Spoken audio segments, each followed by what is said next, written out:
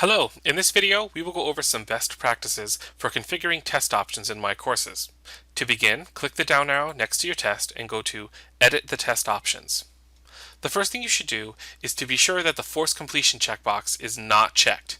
Enabling this option frequently causes students with unstable connections to have their tests submitted on them before they have finished. When this happens, you have to reset their entire attempt and let them restart the whole test. There is no way to re-grant students access to a test that is accidentally submitted. So again, you should never check the force completion box.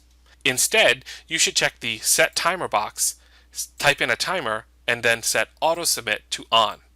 This option ensures a secure exam where students will not have access to the test questions for longer than the amount of minutes you have designated here.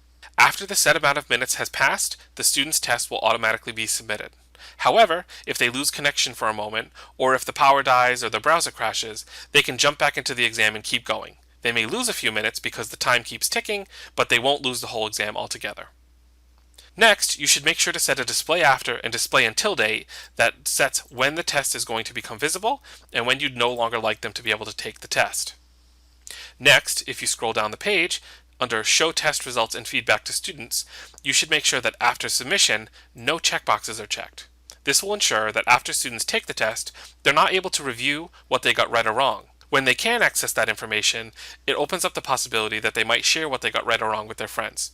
If you would like to let your students review what they got right or wrong and what the correct answers were, on the second line you can choose After Availability End Date and then check the score per question and any other boxes to determine what you would like students to be able to review after the test is no longer available for other students to take.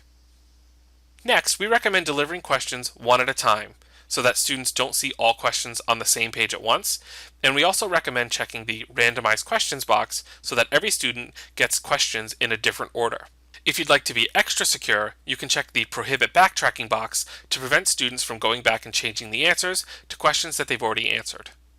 Click Submit at the bottom of the page when you're ready to save your changes.